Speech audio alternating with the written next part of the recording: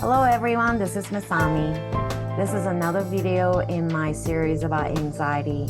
Today we're going to talk about how anxiety impacts the different chakra centers and how each chakra center has its own way of expressing anxiety.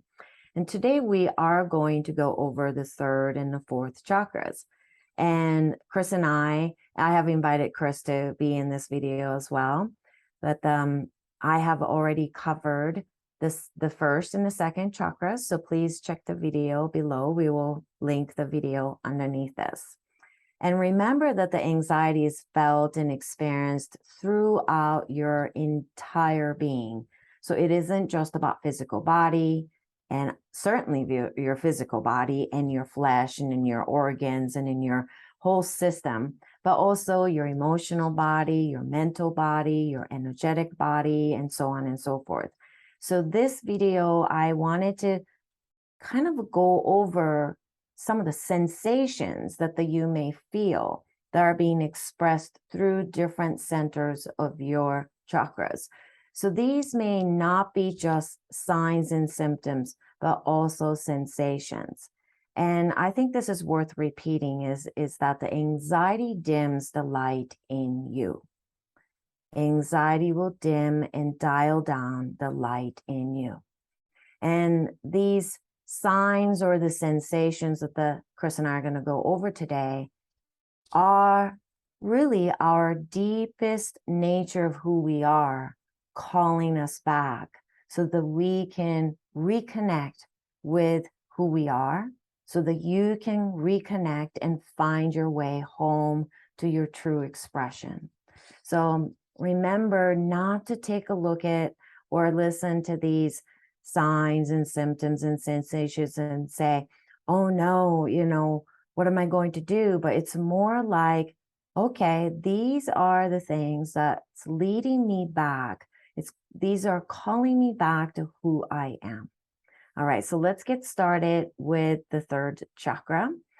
But before I get started with the third chakra, I wanted to see if Chris can say hello to all of you. I can indeed say hello. Hello, everybody. It's me again, and I'm back to work with Masami here to give you a picture of how these chakras are impacted by anxiety.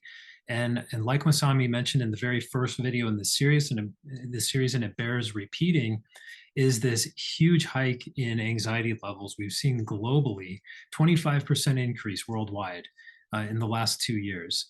And so you can pretty much look at anybody and guess that they've got at least a little to a lot of anxiety affecting them in their lives. Hopefully that can give you a little more compassion for others, but also for yourself. And so let's take a look at this list, and we'll get through these one by one. And I think by the end of this, you'll see that there's a lot that you can connect with in yourself to be kinder to who you are. Great, thank you. So let's get started with the third chakra.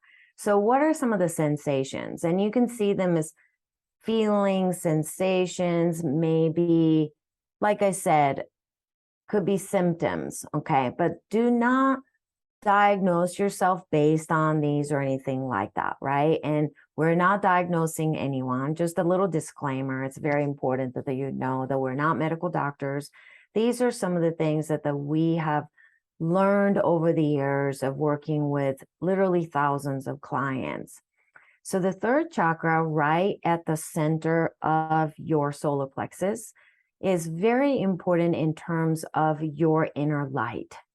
This is where your 10,000 suns get collected from the universe, from the cosmos, and really comes into your system. You digest that and you can shine outward and then inward. So it's a very important center, particularly with the work that Chris and I do, because we focus a lot on all of our digestion, assimilation, and then absorption and elimination. That really matters to the third chakra.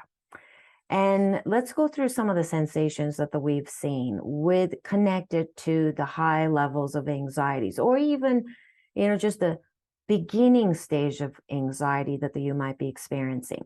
So one is the squeezing feelings right at the stomach. And stomach is not, I'm not talking about right at the belly button, but right where the solar plexus is. And pressure on the stomach. Sometimes that pressure feels like a little punch, like you're getting a little punched at that region. And it's not comfortable because it makes you kind of hold your breath as well. Because that area has a lot of different organs, but also the lower lobes of your lungs touch that region as well. Pit in the stomach, that's a big one that you probably can relate to. It just feels like gritty inside there too, like something is not quite moving through.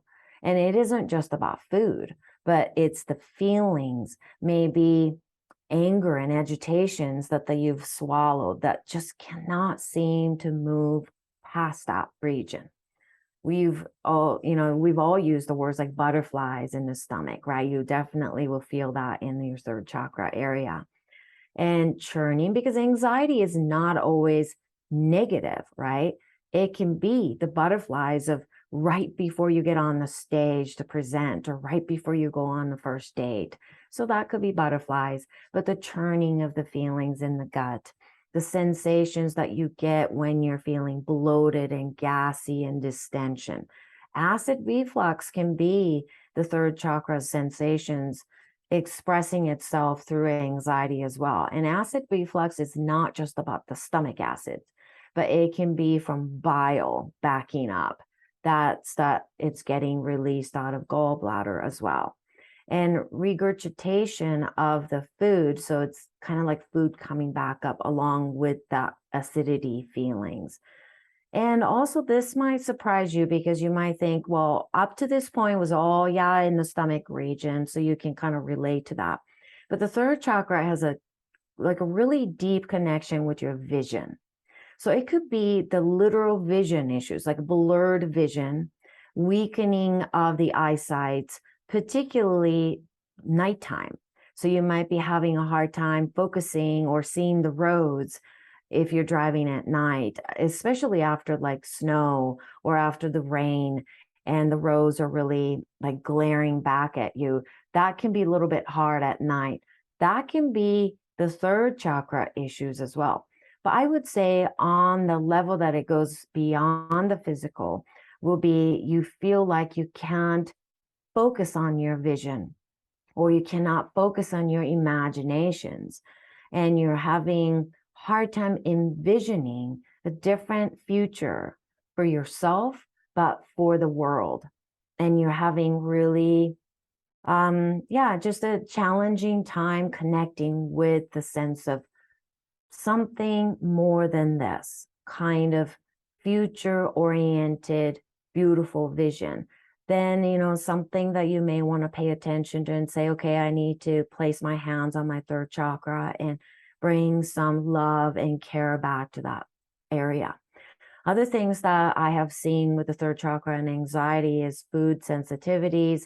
It could be food allergies as well, and gut disorders. We've talked about, those distensions and gas and bloating and the pain. I used to experience this all the time. I didn't want to eat anymore because every time I ate something, I struggled so much. Not eating was easier for me than trying to figure out what I could eat that day. And that ended up showing up for me in different ways. But one, I did struggle with anorexia for almost 15 years. And I've worked with clients with the anorexia, but also bulimia also. So that can show up in the third chakra. That could be connected to the anxiety. It's not always anxiety, but might be degrees of anxiety. And gastric ulcers, I have seen that. H. pylori infections can show up in your gut region as well. And if the anxiety and these gut issues, food sensitivities are not being addressed, they can actually show up as skin rashes and hives. And maybe you're having sensitivities that ends up becoming something very chronic and shows up as red rashes, skin rashes that are itchy, yeast infections, candida rashes and things like that. But that's when it's important to look at spleen issues. And before I hand it over to Chris and have him maybe share some of the things that he's seen with the clientele that he's worked with, I wanted to mention that this is the region that's so much to do with your self-expressions. So when you're becoming too competitive or less competitive, meaning I just give up, like I don't want to engage in this anymore, or you become very binary in your thinking. So either or, right? And you say, this is the winning team and this is the loser team, or this is the correct way and this is the wrong way. And you're starting to divide the world. That can actually be happening from your third chakra. And it could stem from anxiety because of the anxiety, you're having to choose this or that when there might be a middle way also. And one more thing I wanted to say before I hand it over to Chris is that this is something I can deeply relate to, is when my third chakra was dwindling in its energy, or I was burning it up too fast. Sometimes the wheels of the chakras can spin too fast, or it can slow way down. Mine was spinning so fast that I felt overly responsible. I felt like I had to figure everything out on my own. If I didn't go out there and take care of X, Y, and Z, I just assumed that nothing was ever going to get done. And it was all on me. And that kind of thinking is all or nothing kind of thinking can be very exhausting to your system. And I was driven by anxiety of I'm going to fail, anxiety of I am never going to make it, anxiety of, if I don't show up, nothing's going to get done. And, as I expand in my energetic fields and as I learn about myself, but also what it is to be on this earth as this being, the energetic being that I am, I realized that kind of thinking was literally burning up the energetic fields of my third chakra. So I'm going to hand it over to Chris and see if he has something more to add around the third chakra and anxiety. Well, I think the first thing I'd say is you just described me really well, because when I'm in anxiety, that's exactly what I do. Is I tend to put a lot onto my plate. I start believing that I'm the only one that can do it, and if I can't do it, then either it's just not going to happen or I need to withdraw from the whole thing. And so I think that was well said. It really strikes me that in the first and second chakras, it's all about safety and connection and belonging. But in the third chakra, we're really getting into the self-efficacy and the sense of what can I do and what can I bring into the world and the energy that it takes to do that. So that there is a strong connection between digestion and nourishment is really important here, because that's what starts to fade, is the ways that we fuel our system actually decline when we're in anxiety. And that's where all those gut issues that Masami mentioned, poor digestion and all of that, but also that feeling of wanting to collapse back into ourselves and just withdraw, because we feel like our sense of self-empowerment is also going away as our energy drops and our digestion gets poor and our body starts to feel miserable. And all of these things come together as we're compounding all of this judgment and this feeling that we're not enough for the situation. So if you're feeling those things, notice them, take a pause, check in with yourself and ask, is this really true? I guess is what I would say, because it's so easy for us to get caught there and just stay there and then go down, down, down. So what we need to do is turn the spiral upward and just stopping for a moment and looking at what's going on. And if there's something you can do, take a breath, walk, go outside. There's so many things you can do to turn it around. So I'm going to pause there, go back to Masami for the fourth chakra, and we'll give you a few more signs. Great. Thank you, Chris. So let's go to the fourth chakra, and it's obviously the heart center, but it's not just occupied by your heart, but it's important that we remember that that region is very much occupied by your lungs. And for those of you that have done the lung retreat, it's worth going back to and looking at different layers of emotions and how that gets expressed and how the ancestors really come through your lungs. That might be a really good one to look it over. And we'll actually put the link below for our lung retreat here so that you can take a look at it. It was a 3 days that we really did deep dive into your lungs and the connections with your ancestors and the different layers of emotions. And we did some beautiful movements, and we ended with some of the musical healing that we did through Chris's music. So please do check that out. Okay, so fourth chakra, like I said, connected to your lungs. So lungs are very much impacted. So some of the signs and symptoms and sensations that you may experience are asthma. That's a big one that I see in this region. And, I think asthma is an interesting one because I see the children getting asthma often, but at the particular age that's maybe they're starting out kindergarten or maybe they're starting out the first grade. And, a lot of kids can overcome that. As they get older, they can start to move past having asthma issues, but it can start really young. And I wonder, I do think that there's a deep connections with that child's anxiety.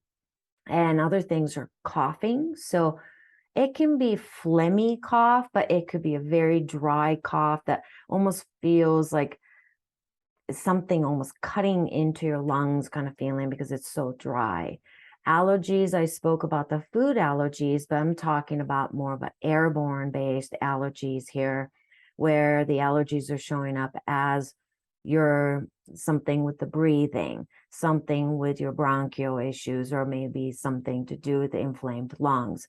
Pneumonia can show up as anxieties. And I find this also fascinating is that pneumonia is something you see in hospital setting a lot. And as people age and as their immune system starts to dial down, pneumonia is a big reason why people do not make it, is because their lungs fill up with fluids, right? That's part of it. I wonder if there's some connection. I do believe that there's a connection with the fourth chakra and also their anxiety around death itself. And that's something that, I would love to hear what Chris thinks about it, but it's worth exploring at some point, I think. And shallow breathing, heart issues. So maybe heart that feels like getting squeezed, palpitations, blood pressures changing from up and down. So it's not always up, but it could drop. Cardiac arrhythmias. That's a big one that we see also. Chest pain and higher pulse or fast pulse, especially when you stand up too fast. So you go from supine, so you're lying down and you stand up and then you just feel a little bit dizzy. That kind of sensations can actually happen. That's connected to your heart center. And upper back, neck, and shoulder tightness. That just doesn't go away from stretching, exercising, massage, and things like that. Or it'll come on very suddenly. Very sudden tightness right in the neck and shoulders can be the fourth chakra expressing your anxiety. And obviously that region holds your breast tissues as well. So that can be the lumpy breast tissues or including cancer also. So any kind of like a breast issues, you want to definitely look at what am I getting anxiety from this? Or, and I've worked with a lot of women, and my work really started with working with women with breast cancer. That's how I got into this work. And I really saw how much anxiety was feeding into the heart center, the fourth chakras issues. And often I had to do a lot of these kind of talking through with them in between tests, because women will go get tests on and they have to wait for 2 weeks for that test to come back and the results to come back. And that 2 weeks were so difficult for obvious reasons. And so we have to do a lot of breathing techniques. We have to do a lot of gentle yoga, meditation, talking through it, affirmations to try to calm that region. And other things are this area of the fourth chakra is so connected to touch. Touch. So if you're so anxious, you may not even want to be touched. And I remember myself, I went through some period of time that I just didn't want to be touched. Every touch just felt so like a live wire kind of a feeling. Okay. So, it can show up in different ways. You may feel like you don't want to be hugged anymore, or you don't want to hug others. So pay attention to things like that also. And catching cold easily, because this is connected to the lung area. But catching cold or feeling a little bit down and maybe coughing up or feeling like you're not able to breathe completely at the specific time of the year, that can be caused by anxiety, like a holiday season, okay? Or when you're visiting a specific place. So for me, I lived in the northern part of Minnesota, and I remember after leaving that place, which I really desperately needed to leave that place. But when I had visited after I had left for several years, and then, at one point it was 10 years after I had already left that place. And then I had a reason to go back to that region. And as the roads started to go up and up towards the northern Minnesota, I was actually having a hard time breathing. And I started to get rashy right around my heart center and the armpits. So, I can show up in many, many ways. And I'm going to hand it over to Chris and see maybe he has some other things he wants to add around here. Yeah, I will just wrap up with a few things about, anxiety in the heart center. It can often take away our sense of caring. And sometimes we'll see this show up, even though it's kind of a brain function, but we'll see it in the heart because a lot of times things like empathy fatigue start to show up here, just that being worn down and not being able to have that sense of feeling for others. And so another just a short list of things I would add to that are that you start to get thrown out of balance in terms of your sense of giving and receiving. So maybe you're over giving, but you might also suddenly start taking more and receiving more or expecting more from others. Another one is getting your sense of taking care of yourself, nurturing yourself, mixed up or out of balance with nurturing others. So, kind of like giving and receiving, you might find yourself focusing on self-care and not so much on what's going on with others, or vice versa. It gets thrown out of balance, and that will perpetuate some of the symptoms. Like when we're in anxiety, we want to sometimes just fix things. I know that's what I do. I want to jump to the fix, or I want to hide away from it. And but either one of those things can happen. And of course, that can affect. Masami mentioned not wanting to be touched. It could affect the sense of intimacy with others.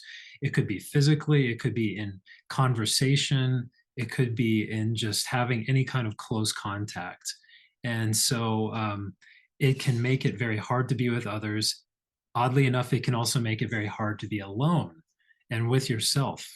So those things can all be happening at the same time. And then last of all, I've touched on this, but it can really impact or impair your ability just to feel fully and to take in the whole scope of emotions, or sensations your body is experiencing, even breath, even the air around you. Those can all be impacted.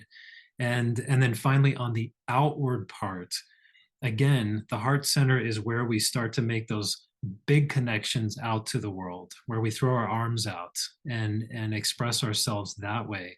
And it can really start to have an impact on both our ability to do that, our will, our desire to do that, and also how long we can do it before we start feeling like we might collapse.